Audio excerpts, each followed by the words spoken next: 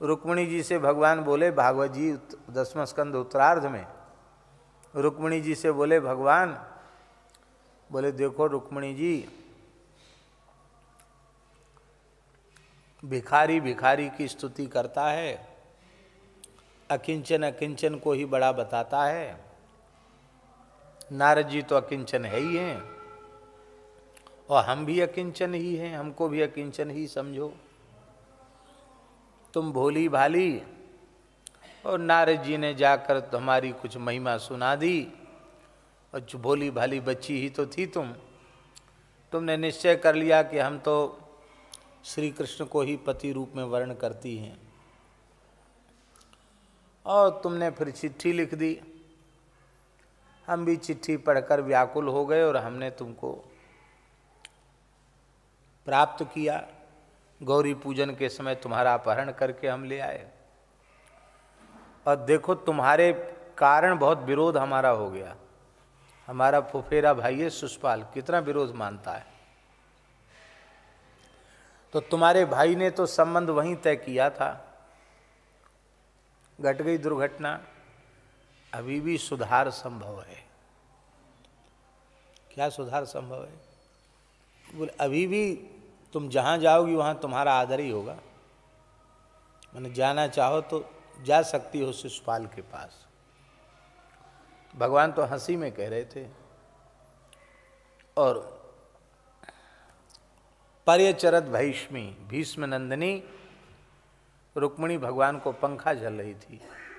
जैसे ही भगवान ने ये बात कही, पछाड़ खा के पलंग से नीचे गिर गई, बेहोश हो गई, मूर्छा में चली गई। भगवान द्विभुज होकर पौड़े थे, लेकिन ठाकुर जी ने सोचा कि 2 हाथों में भरना थोड़ा कठिन होगा। भगवान चतुर्भुज हो गए। तत्काल रुक्मिणी को उठाया, हृदय से लगाया, थोड़ा जल सींचा, पंखा किया। भगवान ने कहा, अरे हम तो हंसी कर रहे थे, क्योंकि गृहस्थ आश्रम में और तो कोई सुख है नहीं। भगवान वहाँ बोल रहे हैं कि देखो गृहस्थी में कोई सुख नहीं है, इसलिए जो भगवान की दया से बच रहे हो वो उस आग में न कूदें तो अच्छा है, क्योंकि भगवान से बड़ी गृहस्थी तो किसी की हो नहीं सकती। सोने की द्वारिका, सब कुछ भगवान के पास। भगवान बोले गृहस्थी में सुख नहीं है, बहुत दुख ही दुख है देवी। एक सुख है। क्या सुख है गृहस्थी में? कौन सुख है बाबा गृहस्थी में? बोले एक सुख है, यन्नरमैर नियते यामः, यही एक सुख है। परेशान, हारा, थका मादा पुरुष कहीं सफल होता है, कहीं असफल होता है, कहीं आदर होता है, कहीं तिरस्कार होता है।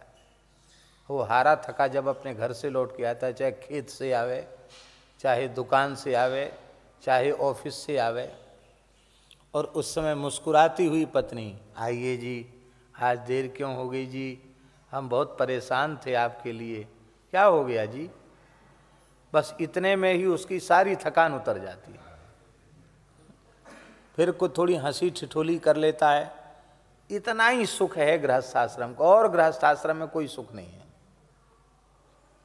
तो हमने सोचा हम भी गृहस्थी तो है ही हैं, थोड़ा बहुत आपसे हास परिहास कर लें। पर आप तो इतनी भोली हो कि आप हास परिहास को सच्चा समझ लिया।